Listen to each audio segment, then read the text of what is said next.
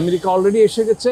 এই সরকার চলছে আমেরিকার ইশারায়। মুসলমানদেরকে ঐক্যবদ্ধ করতে চাই, 200 কোটি মানুষকে আমরা এই মেসেজ দিতে পারি যে সরকাররা কোনো কাজ করবে না। সরকাররা তো আমেরিকার সাম্রাজ্যবাদের তাবেদার হয়ে গেছে। বিশেষ করে সৌদি আরবের নেতৃত্বে যে দেশগুলো আছে, ইজিপ্ট, কাতার, সৌদি আরব, এই তিনটাই তো মূল শক্তি। ইজিপ্ট, কাতার, সৌদি আরব, এরা তো আমেরিকার বন্ধু। আমেরিকার বিরুদ্ধে একটা শব্দও তারা উচ্চারণ করবে না, করতে পারবে না। একমাত্র টার্কি, পাকিস্তান আর যদি ইন্দোনেশিয়া, মালয়েশিয়া করে, বাট এদের তো ওইরকম ভূমিকা নাই।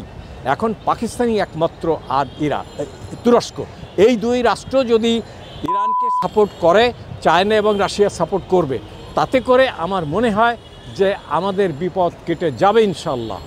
কোনোভাবেই ইরান পরাজিত হবে না। আমরা দোয়া করি আল্লাহর কাছে, আমরা ঐক্যবদ্ধ থাকি। বাঙালি জাতি হিসেবে বাংলাদেশের মুসলমানদেরকে ঐক্যবদ্ধ রাখতে হবে। এই যে জামাত এবং বিএনপির মধ্যে যে অনৈক্যের খেলা চলছে, ক্ষমতায় যাওয়ার চেষ্টা চলছে, ক্ষমতায় যাবে, কিন্তু অনৈক্য কেমন হবে? সুস্থ রাজনীতি করো।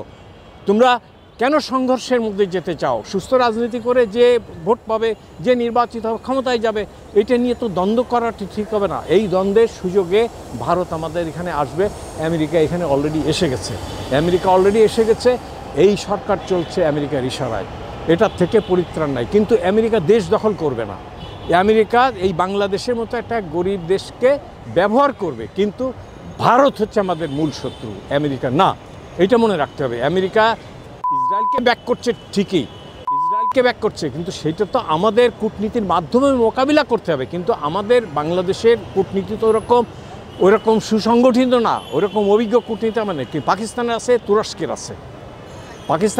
তুরস্কের আছে, ইরানের আছে। এই রাষ্ট্রগুলোকে আমাদেরকে সহযোগিতা করতে হবে। আমরা তো অন্য কোনোভাবে সহযোগিতা করতে পারবো না। একটাই সম্পদ, মানব সম্পদ। আর একটা সম্পদ সমর্থন। আমরা যদি এই সমর্থনটা ব্যক্ত করি, যেমন আজকে মুসলিমরা একটা প্রোগ্রাম করলো, এটা একটা সমর্থন। এরকম যদি আমরা মাঝে মধ্যে ইরান, তুরস্ক, পাকিস্তানকে সমর্থন জানাই, ইনশাল্লাহ মুসলিম উম্মাহ বেঁচে যাবে, মুসলিম উম্মাহ নিরাপদে থাকবে।